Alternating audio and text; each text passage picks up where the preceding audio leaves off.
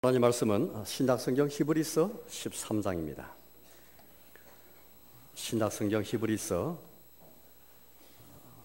13장 말씀을 보겠습니다. 신약성경 369페이지 점입니다.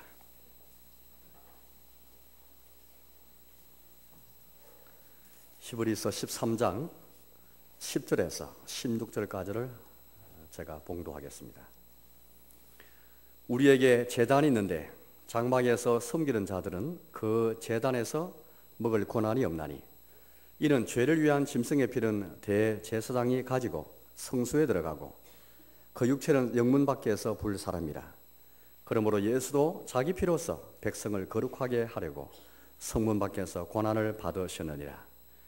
그런즉 우리도 그의 치욕을 짊어지고 영문 밖으로 그에게 나아가자. 우리가 여기에는 영구한 도성이 없으므로 장차 올 것을 찾나니 그러므로 우리는 예수를 말미암아 항상 찬송의 제사를 하나님께 드리자. 이는 그 이름을 정언하는 입술의 열매니라. 오직 선을 행함과 서로 나누어 주기를 잊지 말라. 하나님은 이 같은 제사를 기뻐하시느니라. 아멘. 우리에게 제단이 있습니다. 우리가 드릴 제사가 여기에 있습니다. 이 세상에서 하나님께서는 교회를 세우시고 그 교회에 자기의 제단을 세우셨고 또 그 제단에서 특정한 제사를 드리게 해 주셨습니다.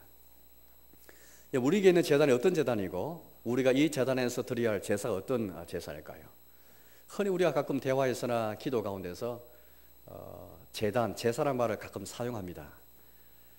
우리 어떤 제단인 줄 알고 어떤 제사를 드려야 할 것으로 알고 이 용어를 사용하고 있는 것일까요?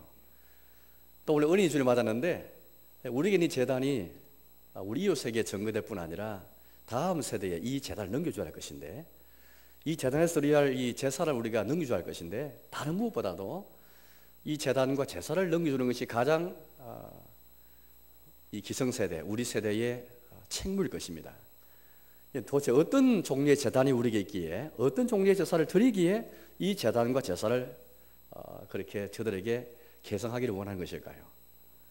우리 예배를 통해서 우리는 우리에게는 제단 앞에 나와서 제사를 드리고 있습니다. 어떤 제물을 제사하고 있습니까? 저희 여러분들 어떤 예물을 그렇게 가져가서 주님께 올려드린 것일까요?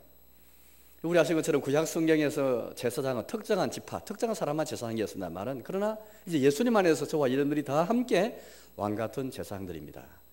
제사장으로서 직접 주님께 드리는 예물, 그 제사, 어떤 종류의 제물과 어떤 종류의 제사를 드리는 어떤 종류의 제단이 우리에게 있습니까?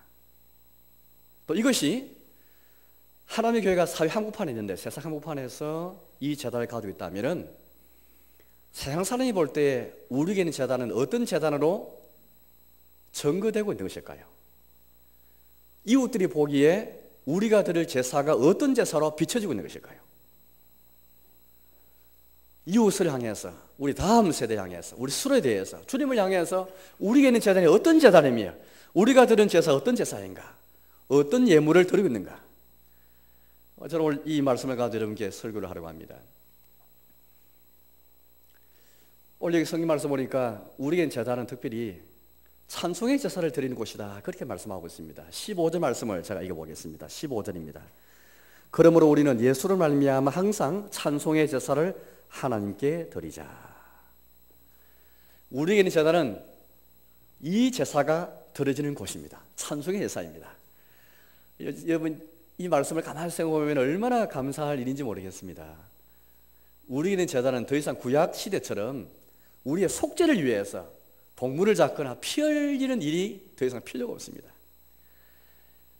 동물을 잡거나 피 흘리는 일이 있는 것이 아니라 우리의 속죄를 위해서 그 같은, 우리 설사 기도하고 찬송한다 할지라도 속죄를 위해서 찬송하거나 속죄를 위해서 기도하지 않습니다. 속죄를 위해서 우리가 예물 드리지 않습니다.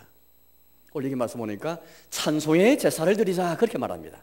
속죄의 제사를 드리는 것이 아닙니다. 우리의 제단은 속죄를 위한 제단과 제사 결코 아닙니다. 왜냐하면 히브리서 말씀은 좀 어려운 성경입니다만은 자 읽어보시면 일어나신 것처럼 예수님이 단 한 분의 자기의 제사를 통해서 자신이 어린 양으로서 자신이 제물이 되어서 우리의 속량을 위해서 십자가에서 갈보리에서 우리의 치욕을 짊어지시고 대신 담당하시어서 우리가 받을 저주를 담당하시어서 갈보리 영웅받게 해서 고난을 받으시고 십자가에 죽고 있습니다. 우리 예수님께서 자기 제물을 제사 드리셨죠. 히브리서는 말씀하기를 자기의 피로서 영원한 속죄를 이루셨느니라. 단번에 제사를 통해서 우리를 영원히 온전하게 하시느니라 그렇게 말씀하고 계십니다. 우리 예수님의 제사를 믿는 사람, 예수님의 제물, 예수님의 피, 자기의 피로서 영원한 속죄를 이루셨느니라. 따라서 이제는 우리는 예수님의 피를 말미암아 예수 보혈로 말미암아 속죄 은총을 입는 것이지, 마치 영원한 속죄가 없는 것처럼, 영원한 속죄가 이루지 못한 것처럼 속죄를 얻기 위해서 기도하거나 속죄 얻기 위해서 예물 드리는 것이 아닙니다. 우리에게는 제단은 더 이상 속죄를 위한 제단이 아닙니다. 더 이상 속죄를 위한 제사를 드리는 곳이 아닙니다. 중세교회가 왜 암흑시대인 줄 아십니까? 왜 진리가 깜깜한, 진리가 없는 암흑시대고 무지시대인 줄 아십니까? 이 복음이 분명하지 못했습니다. 그들의 성찬, 즉 미사를 통해서 계속해서 예수님의 희생제사가 반복되어야 한다고 생각했습니다. 단번에 들으신 제물을 통해서 영원히 속죄 이루셨고 우리 영혼이 온전하게 이루신 것을 믿지 않았습니다. 이 복음이 흐릿하게 되었죠. 그래서 성 베드로 예배당 건축 헌금을 내야만 속죄를 이룬다 생각했습니다. 동전을 연복교에 딸랑 들어가서 딸랑거릴 소리가 나는 순간 죽은 영혼들, 연옥에 있는 영혼들이 천국 가지 못하고 연옥에 있는 것인데 영혼들이 즉시 천국에 올라간다라고 생각했습니다. 이건 복음을 전혀 모르는 사실입니다. 우리의 제단은 더 이상 속죄 제사를 드릴 필요가 없는 그런 제단입니다. 우리의 제단은 오늘 우리가 말씀한 찬송의 제사를 주께 드리자. 예수의 피를 믿고 예수의 보혈 안에서 예수를 말미암아 찬송의 제사를 드릴 제단만 있는 것이지, 찬송의 제사만 있는 것이지 더 이상 속죄 제사가 필요 없는 이 제단입니다. 오늘 저희 여러분들이 우리 주님께 나올 때 어떤 제물을 가지고 나왔습니까? 찬송의 제물을 가지고 나왔습니까? 혹 여러분들 연보를 준비하고 나오셨다 할지라도 그 속죄를 위해서 드린 것이 아닙니다. 우리의 속죄는, 우리의 죄 용서는, 우리 죄가 속함받고 용서받는 것은 예수의 피를 말미암아 드리는 것이지 우리가 드리는 헌금, 우리가 드리는 봉사 때문에 죄의 속함받는 것이 아닙니다. 오직 예수의 이름으로 말미암아 예수 이름이 높아지시고 예수 이름만이 존귀하게 대하는 것이 우리의 구원하심이, 임대성 부른 것처럼 우리의 구원하심이 보좌에 앉으신 어린 양과 하나님께 있도다. 우리가 드린 예물이 있지 않습니다. 우리가 드린 헌금이 있지 않습니다. 우리의 구원이, 우리의 소망이, 우리의 속죄함이 우리의 공로에 있지 않습니다. 우리의 선행에 있지 않습니다. 우리에게 있는 제단은 예수님이 자기 피를 흘리신 그 제단, 그 제사 위에 우리의 제사가 올라가 있습니다. 오늘 방금 15절 말씀인 것처럼 그러므로 우리는 예수를 말미암아 항상 찬송의 제사를 하나님께 드리자. 구약시대에 이처럼 동물 피를 흘려서 제사하는 그런 시대에도 하나님은 진리를 밝히셔가지고 경건한 성도들은 동물 피를 흘리는 제사뿐 아니라 심령의 상한 마음의 제사 드렸고 감사의 제사로 주님을 영화롭게 하였고 찬송의 제사를 주께 올려드렸습니다. 구약시대에도 동물의 피를 흘려서 죄 속함받는 그런 시대도 하나님이 진리를 비추셔가지고 경건한 성도들은 동물의 피 흘리는 제사뿐 아니라 마음에서 상한 마음 가지고 찬송을 통해서 감사 제사를 통해서 하나님 영롭게 하기 원했습니다. 하물며 이 시대에 예수의 제사를 믿는 우리에게 예수의 피를 말미암아 영원한 속죄를 주신 이 은혜를 입은 저들이 속죄를 위해 더 이상 드릴 제사가 없고 주님이 드린 제사 토대 위에 서서 찬송의 제사만 있는 제단, 그래서 우리의 제단 속에 주를 향한 예수를 말미암아 드리는 찬송이 풍성합니까? 할렐루야 찬양대의 찬송뿐 아니라 공예배 드리는 찬송뿐 아니라 이 교회에 속하는 모든 우리 각자의 삶 속에서 예수를 말미암아 얼마나 주께 올려드리는 찬송의 제사가 있습니까? 제사 드리는 사람은 제사장인데 과거에 제사 드리는 사람이 직접 성소에 들어가지 못했습니다. 주님께 가까이 나가지 못했습니다. 제한이 있었지요. 특정한 사람, 제사장을 통해서만 제사를 드릴 수 있게 되었습니다. 주님 앞에 나아갈 수 있게 되었습니다. 그럼 이제 우리는 이 시대에 영과 진리 안에서 누구든지 장소에 매이지 않고 시간에 매이지 않고 영과 진리 안에서 우리가 주께 나아가 직접 제사장이 되어서 하나님 앞에 우리 예배드리고 제물 드리는 것인데, 여러분 오늘 우리가 이 마음속에 다시 한번 예수의 제사를 내가 믿고 있는가를 가만히 생각해 보세요. 예수를 말미암아 오늘 저희 여러분들이 이 제사란 예배를 통해서 예수 이름으로 모인 예배인가, 예수를 말미암아 찬송을 드리고 예수를 말미암아 기도하고 예수를 말미암아 연보하는가, 예수님의 이름으로 우리가 주님께 어떤 것도 드릴 수가 없습니다. 주를 위해서 봉사한다 할 때, 주를 위해 헌신한다 할 때 예수님의 이름으로 시작하지 않는 헌신 봉사 주님께서 받으시지 않습니다. 예수를 말미암아 예수의 공로 힘입어서 예수의 피를 힘입어서 예수님의 사랑에 감동받았어 예수의 사랑에 감사해서 찬송하는 것이지, 예수님으로 말미암아 이 예배가 시작되는 것이지, 예수님이 아니면 이 예배를 통해서 하나님 앞에 설 수가 없습니다. 예수님이 함께 하셔야만, 예수 이름 모여야만 이 예배가 주의 임재가 임하고 주의 임재가 함께하고 성령님 안에서 영 안에서 진리 안에서 드리는 예배가 될 수 있습니다. 다시 한번 우리가 분명하게 우리에게 있는 제단은 예수님이 자기 피로서 자신을 제물로 드린 이 제단, 그 제사, 이 제사를 내가 먼저 믿고 있는가, 이 제사 위에 우리가 드리는 찬송의 제사가 있습니다. 이 복음이 분명한 우리의 제단은 분명한 복음이 있는 예수의 제사 위에 서는 바로 그 제사인가 뿐만 아닙니다. 지난주 제가 설교한 것처럼 우리 예수님이 자기의 피로서 제물로 드리신 그 제단, 그 제사는 영문 밖에서 드려진 제사였습니다. 성문 밖에서 드린 제사였습니다. 성 안이 아니었습니다. 성 밖이라는 것은 저주의 장소였고 형벌의 장소였습니다. 치욕의 장소였습니다. 거룩하지 못한 부정한 자들이 쫓겨난 그 장소였습니다. 바로 그 장소 예수님이 우리 대신에, 우리가 받을 형벌 대신에, 우리가 받을 저주와 치욕을 대신 짊어지시고 우리를 위해서, 우리를 거룩하게 위해서 영문 받고 나아갔습니다. 이제 우리는 찬송의 사를 예수를 말미암아 드리기 앞서서 그 예수님께 나아가야 됩니다. 왜? 예수님이 그곳에서 우리의 치욕을 짊어지시고 제사드린 제단인 장소이기 때문입니다. 우리에게는 제단은 성 안에 있지 않습니다. 성 밖에 있습니다. 영문 밖에 있습니다. 이 말은 우리에게 무슨 교훈을 주고 있습니까? 찬송의 제사를 예수를 말미암아 드리기 앞서서 우리는 그의 치욕을 내가 짊어지고 영문 밖으로 상한 심령 가지고 그분께 나아가야 됩니다. 그분께 나아가지 않고서 어떻게 찬송의 제사를 드릴 수 있겠습니까? 우리의 마음이 먼저 주님께 내 자신과 내 몸을 거룩하고 산제물로 드리면서 나아가면서 찬송의 제사가 비로소 이루어지는 것입니다. 벌써 우리가 찬송을 우리가 몇 곡을 불렀는데요. 할렐루야 찬송을 찬송했고, 이 같은 예수님의 제사를 믿지 않고 나를 위하여 나를 사랑하사 자기 몸을 버리신 예수님의 피제사 믿지 않고 영원한 속죄 주신, 영원한 온전하심 주신 예수 그리스도의 제사를 믿지 않는, 그 제사가 이루어진 제단을 믿지 않고 그 제단 앞에 나아가는 믿음이 없이 우리 역시 그의 치욕을 내가 짊어지고 상한 심령으로 그분께 나아가는, 영문 받고 나가는 마음이 없이 내 옛사람을 죽이고 나의 죄를 죽이고 내 자신을 부정하고 부인하면서 그분께 나아가는 믿음이 없이, 주께 드릴 헌신 없이 찬송의 제사는 있을 수가 없습니다. 예수님께 나아가는 것 없이 어떻게 예수를 말미암아 찬송할 수 있겠습니까? 따라서 우리는 찬송의 제사에 드리기 앞서서 먼저 나의 찬송이 어디서 오는가,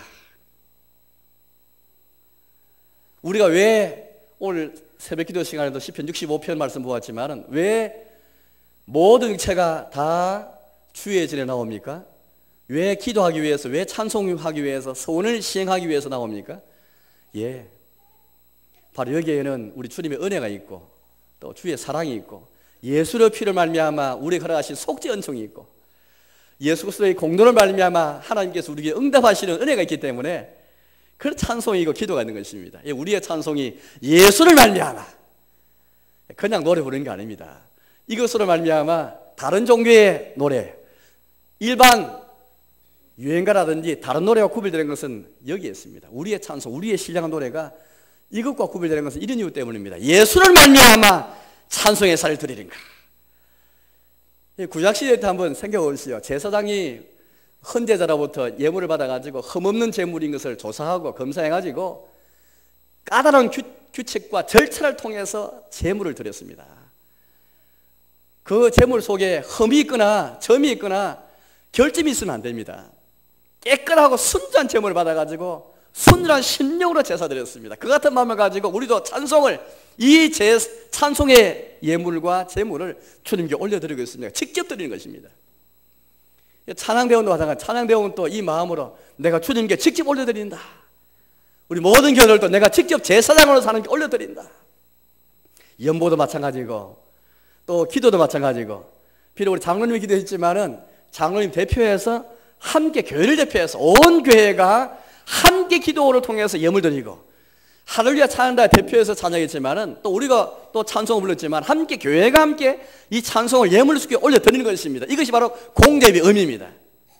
개인 찬송과 개인 기도는 내가 혼자 드리는 것이고, 개인 드리는 것이고, 교회가 함께 모여서 교회로 회접해서 교회가 함께, 우리 각자가 교회의 일원으로서, 교회 지체로서 찬송 올려드리고, 또 교회를 대표해서 성가대가 예물을 직접 주께 올려드리는 것, 이게 바로 찬양의 의미입니다.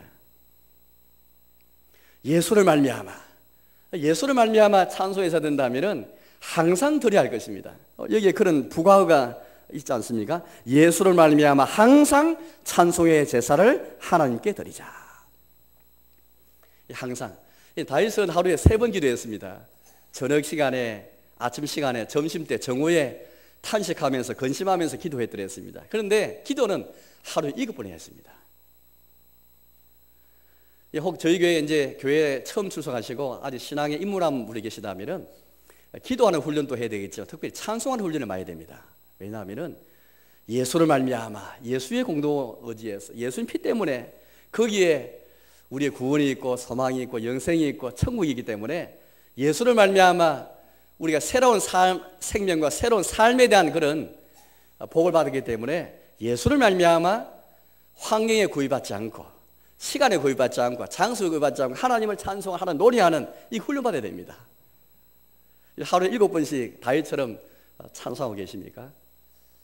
하루에 몇 번씩 하나님을 찬송하고 계세요? 환경에 구애받지 않고. 예수 그리스도의 제자들은 예수 그리스도 이름 때문에 능력받았어도 예수 이름 생각하면서, 우리 예수 이름 때문에 능력받는 것을 기뻐하면서 찬송하였습니다. 바울과 실라가 감옥에서도 찬송할 수 있다는 것은 황해의 구애됨이 없이 예수로 말미암아 항상 하나님께 찬송의 예사를 드릴 수 있는 것입니다. 제사장으로서 제물을, 흠없는 제물을 주께 올려드릴 심정 가지고 흠없는 찬송을 주께 다 올려드리는 것입니다. 이어서 말씀 보니까 이 찬송의 예사를 가리켜서 그 이름을 증언하는 입술의 열매니라라고 15절 하반절에서 우리에게 말하고 있습니다. 그 이름을 증언하는 입술의 열매다. 입술의 열매라는 말을 한번 말씀을 좀 참고해야 되겠는데요. 열매를, 모든 나무라 하면 열매를 맺습니다. 그처럼 입술에도 열매가 있습니다.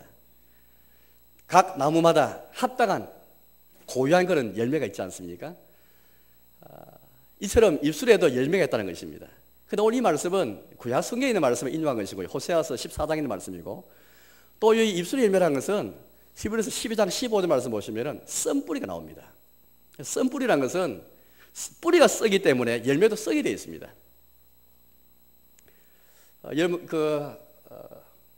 너도 밤나무, 나도 밤나무 아마 열매를 하실지 모르겠습니다. 밤과 똑같아요. 밤 속에 똑같습니다. 제가 외국에서 이제 하루 지나가다가 이 밤 같은 것을 보고서 밤인 줄 알고 탁 삶아가지고 먹다가 써서 그냥 뱉어버린 적이 있습니다. 외국 생활에서 뭐 밤을 보니까 너무 놀래가지고 그냥 물어보지도 않고 막 삶아서 하루에 물었더니 그게 쓴 열매였습니다. 똑같이 보였습니다만 이제 쓴 열매였는데, 여러분 결국 쓴 열매는 썬뿌리에서 나오는 것입니다. 뿌리가 쓰니까 또 샘이 결국에는 이제 단물이 나오지 않고 썬물이 나오는 것은 그 샘 자체에 문제가 있습니다. 그와 똑같은 것입니다. 히브리서 15장 15절의 말씀과 대조가 되면서 입술 열매를 우리에게 말하고 있습니다. 오늘 저희 여러분들은 주님께 제사장으로서 찬송의 예사를 올려드릴 때에 썬뿌리가 아니라 나무가 써서 뿌리가 써서 쓴 독성이 있는 그런 열매 맺는 그런 자들이 아니고 그 이름을 증언하는, 예수 이름을 증언하는 입술 열매로서 찬송을 드리고 있는가. 오늘 이걸 우리에게 지금 이야기해 주고 있습니다. 이 증언한다는 말은 고백한다, 시인한다는 말이거든요. 신약 성경에 많이 쓰인 그런 용어들입니다. 예수님께서 그런 말씀하신 적이 있습니다. 누구든지 사람 앞에서 나를 시인하면 나도 하늘에 계신 내 아버지 앞에서 내가 그를 시인할 것이요 라고 말씀하셨습니다. 로마서 10장 말씀에도 마음으로 믿어서 의에 이르고 입으로 시인하여 구원에 이르느니라고 말씀하셨습니다. 우리 신앙은 마음과 입이 같이 갑니다. 마음만 있지 않고 입과 같이 갑니다. 마음과 입이 함께 병행하는 것이 우리 신앙생활의 조화를 잘 말씀해 주고 있습니다. 마음으로 믿는 것이고 입으로 시인하는 것인데, 이 시인한다는 말이 오늘 여기 증언한다는 말과 똑같은 말입니다. 그 이름을 증언하는, 우리의 찬송을 통해서 하나님 이름을 증언하는, 예수 그리스도 이름을 증언하는, 성령님 이름을 증언하는 입술의 열매로서 나타나고 있는가. 우리 신자는 바로 고백자인데 평생에 예수를 말미암아 예수 이름 증언하면서 예수님의 이름을 고백하고 시인하는 것이 우리 신자의 도리입니다.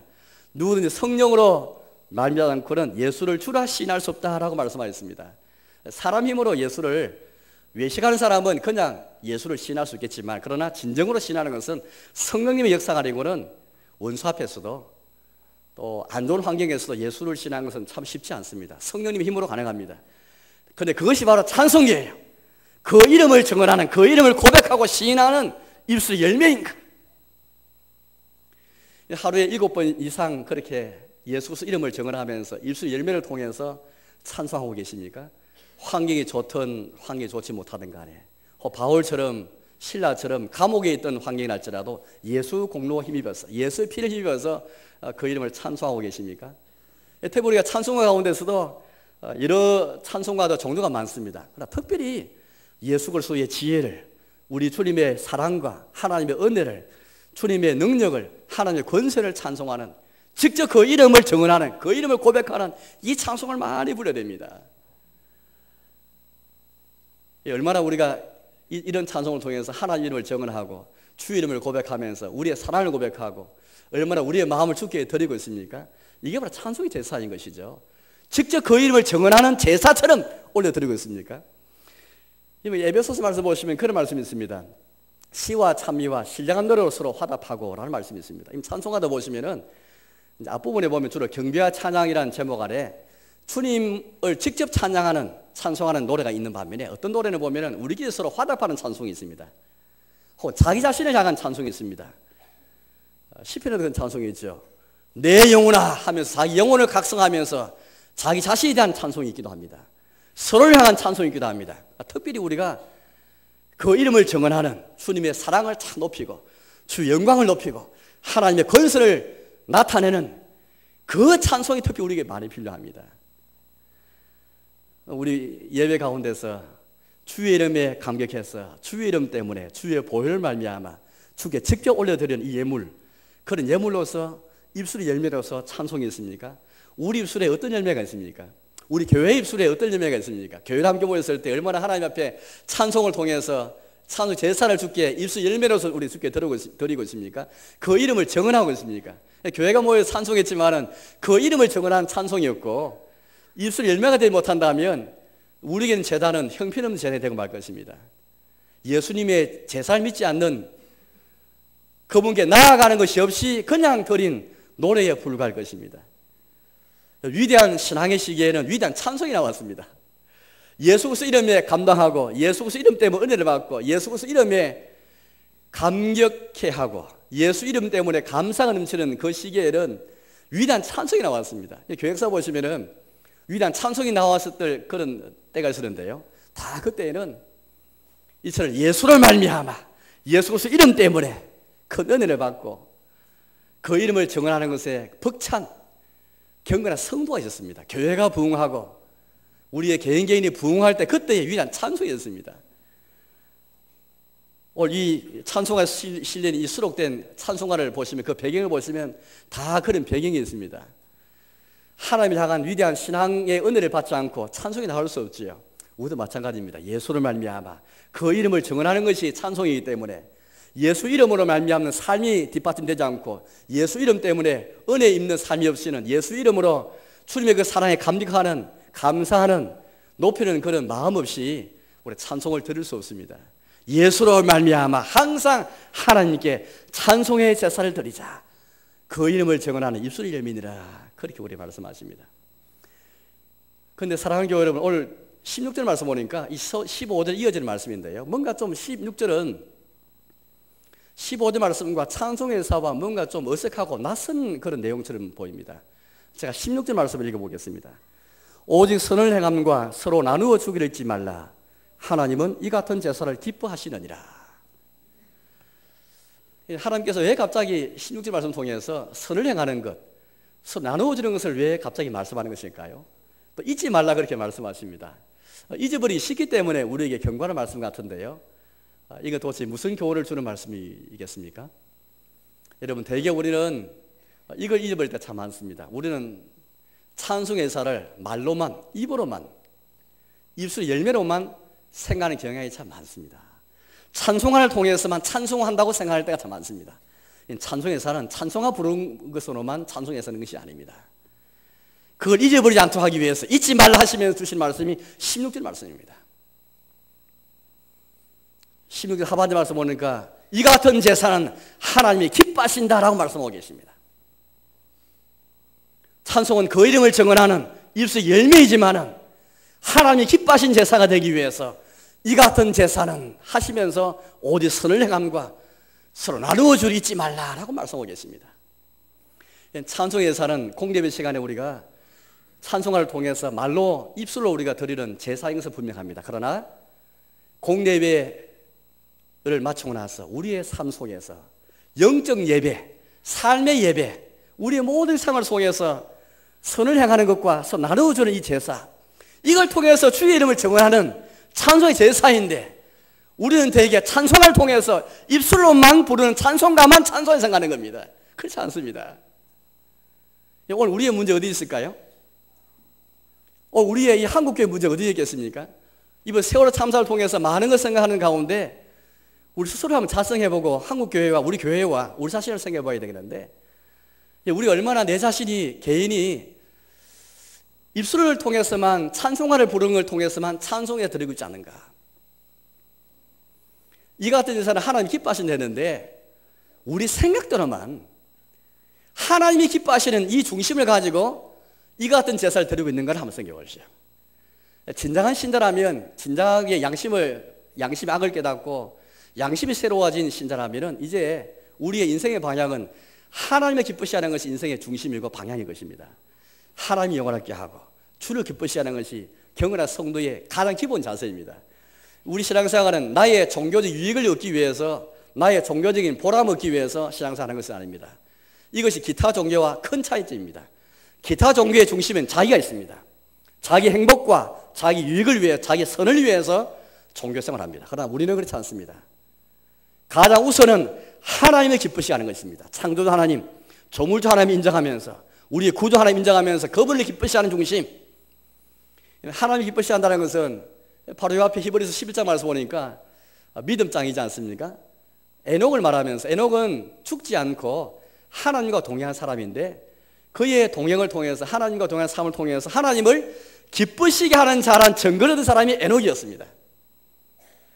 그러면서 11장 6절 말씀 보니까 믿음이 없이는 하나님을 기쁘시게 하지 못하나니 그렇게 말하고 있습니다.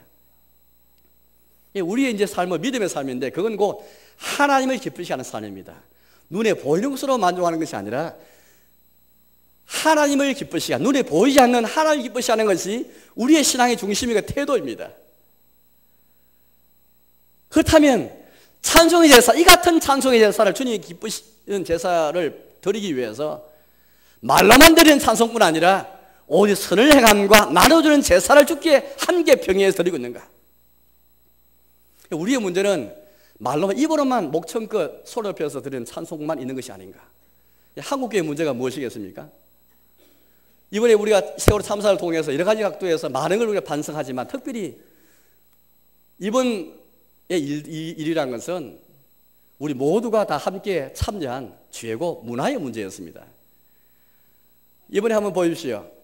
우리가 그렇게 소중한 가치로 이론만 말로만 생각했던 생명을 중시하고 안전을 중시하고 사람을 중시 여기는 것, 또 책임을 질 줄 아는 그런 생각들, 양보할 줄 알고 희생하는 의식들, 이게 정당한 것인데 이것들이 여러분 우리의 이 삶 속에서 얼마나 이번에 잘 드러났지 않습니까?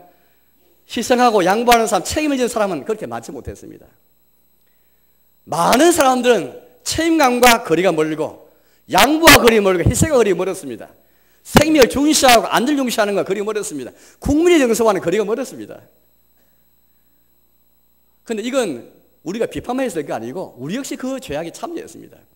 이것이 우리 현실, 우리 문화라면 얼마나 교회가 성도가 이런 문화 속에 살면서 아무리 그 문화의 벽이 높다 할지라도, 현실의 벽이 높다 할지라도 얼마나 하나님을 기쁘시간, 하나님이 기뻐하시는 찬송 예사를 드리는 가운데 오직 선을 행함과 나누는 제사, 이런 제사, 행위로 드리는 제사에 얼마나 우리가 그렇게 한국교회가, 우리 교회가 성도와 힘을 기울였습니까? 그러니까 우리가 우리 에너지를 쏟았습니까? 찬송만 해서는 안 됩니다. 말로만 하는 찬송이 아닙니다. 말과 행위를 통해서 찬송 제사를 드리는 것이지, 그 이름을 정언하는 것이지, 이 같은 제사를 하나님이 기뻐하시지, 에녹처럼 하나님의 기쁘시하는 자 정글을 얻는 것이지, 목청만 높여서는 결코 하나님이 기뻐하시지 않습니다. 우리 교회가, 우리 성도님들이 얼마나 우리의 일터에서 혹 우리의 교회의 행위를 통해서 얼마나 양보하고 얼마나 희생하고 책임을 질 줄 알고 생명을 중시하고 한 영혼이 귀할 이런 것을 알고, 우리 사회를 비판할 게 아니고 우리 자신과 우리 교회가 정말 그런 삶을 살아왔는가를 자성하는 그런 계기로 삼아야 할 것입니다. 얼마나 선을 많이 행해왔는가, 얼마나 교회가 나눠주는 삶을 살아왔는가. 한국교회가 이런 삶을 없이 서로 나누어주고 선을 행하는 이런 그 이름을 정하는 제사는 없이 목청만 높여서 찬송 그렇게 해서만 찬송사에 드렸다면 우리 이웃들에게 염치가 없는 일입니다. 우리 이웃들이 우리에게 뭐라고 말하고 있습니까? 오늘 하나님께서 우리에게 분명히 말씀하시기를 이 같은 제사 하나님 기뻐하신다 말하고 있고, 그의 치욕을 지고 영문 밖으로 그에게 나아가자. 그런 다음에 이 토대 위에 예수님의 제사 위에 찬송자 드린 것인데, 지난주 설교가 드린 것처럼 그의 치욕을 짊어지고 영문 밖으로 나아가는 것이 없으니까 찬송회사에 문제가 있는 겁니다. 말로만 찬송회사를 드리는 거예요. 오직 선을 향함과 나눠주는 자기의 생과 자기 부인이 없는 겁니다. 우리는 이번 교회에 다시 한번 우리 자신을 한번 새롭게 하고 우리 교회를 새롭게 하고 한국교회를 한번 새롭게 해야 되겠습니다.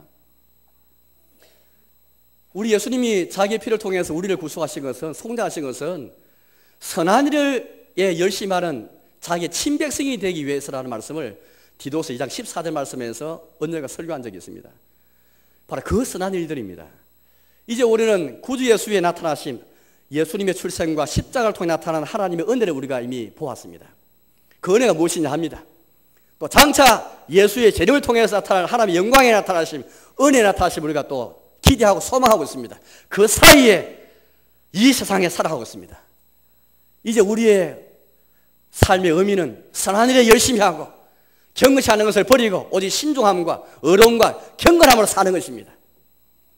이 세상의 교양과 이 세상의 상식과 이 세상의 덕목을 뛰어넘는 선을 행하는 것과 나누는 삶이었으면 주를 찬송할 수가 없습니다. 그 이름을 정언할 수가 없습니다. 우리의 문제가 무엇인지, 이번 오늘 어린이 주에 말했지만 우리에게는 제단이 어떤 제단인지 한번 자성해야 되고, 나아가서 우리는 제단과 제사를 어떻게 다음 세대에 어떤 제단을 어떤 제사를 우리 다음 세대에 물려줘야 되겠습니까? 행위가 없는 말만 있는 찬송 제사를 물려줘야 되겠습니까? 무엇이 진정한 참 제단인지, 무엇이 참 제사인지를 분명히 인식하면서 이게 진정한 제단이요, 이게 진정한 제사다. 우리에게는 제단은 이런 것이 우리의 제단이요, 우리의 제사이다. 하나님을 기쁘시게 하는 자라 정글을 받은 에녹처럼 주님이 기뻐하시는 제사드리는, 그게 우리 어린이주를 맞아가지고 주일하게 바라보시면서 우리 어린 심령신 하나 보시면서 우리를 먼저 반성하면서 우리의 제단이 형편없다면, 우리의 제단에 문제가 있다면, 우리의 제사에 문제가 있다면 자성하며 각성하면서 주를 기쁘시 하는 이 제사, 제단에 대하는 것이고, 바로 이것을 다음 세대에 물려줘야 하는 것입니다. 아이들을 볼 때에 목청껏 찬송 소리는 높이 큰데 선을 향하는 제사는 없고 나눠주는 제사는 없이 그런 제사만 공예배 통해서만 드려진 제사를 한다면 우리 아이들이, 이제 아이들은 벌써 알고 있습니다. 우리 위선을 알고 있습니다. 우리 외식을 알고 있습니다. 진짜 찬송하는 걸 알고 있습니다. 우리 찬송의 수준이 어느 정도인지 알고 있습니다. 우리 다음 세대를 생각하면서 정신 차려가지고 하나님이 기뻐하신 제단이 무엇인지, 그렇게 우리 입을 통해서 제단 이야기 많이 했고 제사 이야기 많이 했지만은 우리는 제단이 어떤 제단인지 분명히 인식하고 이 제단을 정말로 주께 올려드릴 뿐 아니라 다음 세 이 신앙 유산을 물려주는 것이 우리의 급선물이고 이게 책무일 것입니다. 영안에 두면 이 제사 보지 못합니다. 영안에 두면은 이 제사 보지 못합니다. 눈에 보이는 걸 찾게 되어 있습니다. 믿음으로 하나님의 기쁘시 하는 것인데 믿음으로 주를 볼 수가 없습니다. 이제 말씀하도록 하겠습니다. 사랑교회 여러분, 우리에는 제단이 어떤 제단인지 다시 한번 확인해야 되겠습니다. 우리는 제사, 이 제단에 드는 제사가 어떤 제사인지 한번 확인해야 되겠습니다. 찬송의 제사만 있습니다. 속죄를 위한 제사가 아닙니다. 예수 그리스도의 제사 위에 드려진 그의 치욕을 짊어지고 영받고로 그분께 나아가 드린 제사, 찬송의 제사를 우리가 올려드립니다. 예수를 말미암아 항상 하나님께 제사장으로서 직접 우리의 손으로 직접 올려드린 찬송의 제사입니다. 그 이름을 증언하는 입술 열매입니다. 다윗처럼 7번 이상이라도 찬송하는 훈련을 받아서 항상 찬송하는 왜냐하면 주님만이, 예수 이름만이 찬송받기에 합당하신 이름이기 때문입니다. 우리의 유일한 중보자여, 우리의 구원자여, 예수를 말미암아 내가 영생 얻고 죄 사함받고 천국의 소망을 얻기 때문에 세상에서 가장 귀한 이름이요 복된 이름이기 때문입니다. 선을 행함과 나눠주는 제사와 겸비할 때에 하나님께서 기뻐하는 제사가 될 것입니다. 우리를 기쁘게 하는, 우리 유익을 위한 그런 제사가 아니라 하나님 기쁘시게 하는 그런 제사 드릴 수 있는 저와 여러분 되시기를 주의 이름으로 축원합니다.